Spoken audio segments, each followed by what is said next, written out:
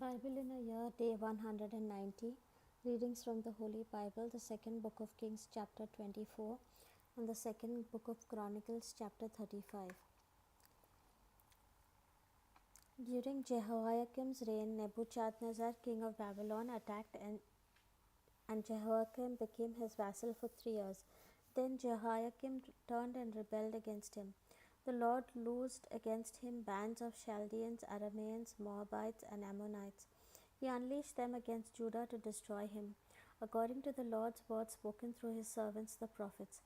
This befell Judah because the Lord had stated that he would put them out of his sight for the sins Manasseh had committed in all that he did, and especially because of the innocent blood he shed.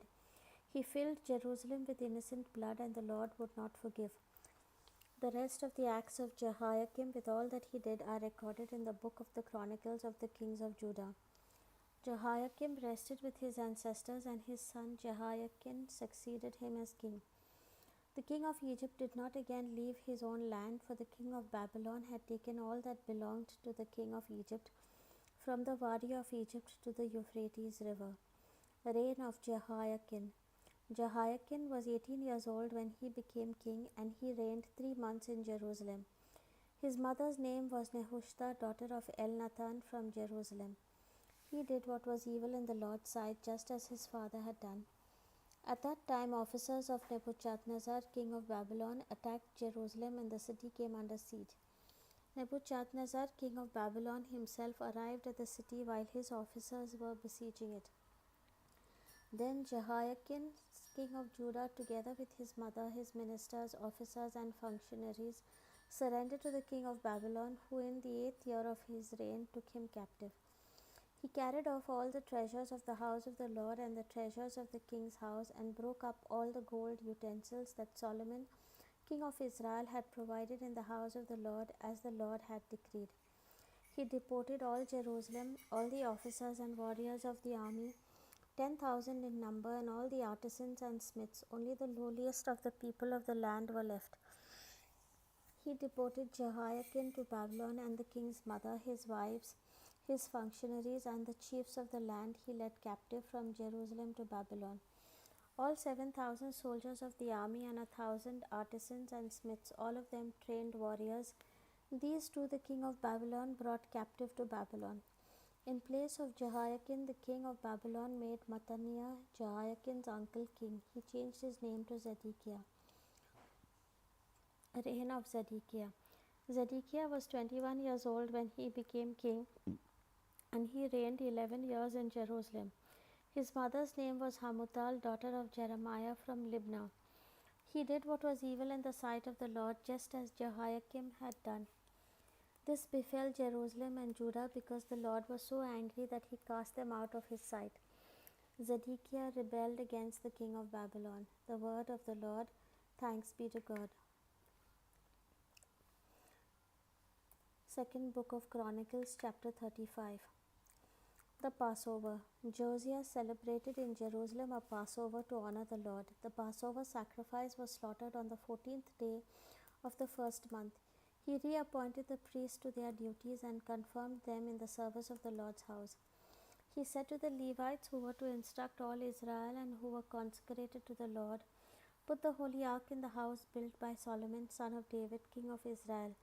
It shall no longer be a burden on your shoulders. Serve now the Lord your God and his people Israel.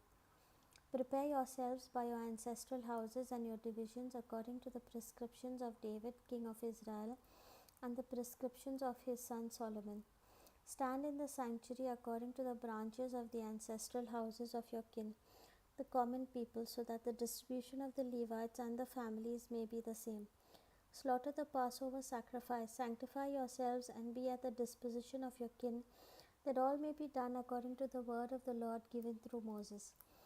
Josiah contributed to the common people a flock of lambs and young goats, 30,000 in number, each to serve as a Passover victim for all who were present, and also 3,000 oxen.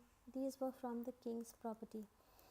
His princes also gave a voluntary offering to the people, the priests and the Levites. Hilkiah, Zechariah, and Jehiel, prefects of the house of God, gave to the priests 2,600 Passover victims along with 300 oxen.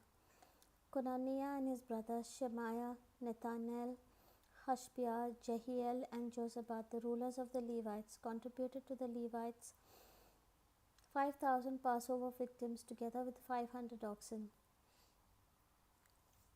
When the service had been arranged, the priests took their places, as did the Levites in their divisions, according to the king's command. The Passover sacrifice was slaughtered, whereupon the priests splashed some of the blood, and the Levites proceeded with the skinning. They separated out what was destined for the burnt offerings and gave it to various groups of the ancestral houses of the common people to offer to the Lord, as is written in the book of Moses. They did the same with the oxen. They cooked the Passover on the fire as prescribed, and also cooked the same portions in pots, cauldrons, and pans, then brought them quickly to all the common people. Afterward, they prepared the Passover for themselves and for the priests. Indeed, the priests, the sons of Aaron, were busy sacrificing burnt offerings and the fatty portions until night. Therefore, the Levites prepared for themselves and for the priests, the sons of Aaron.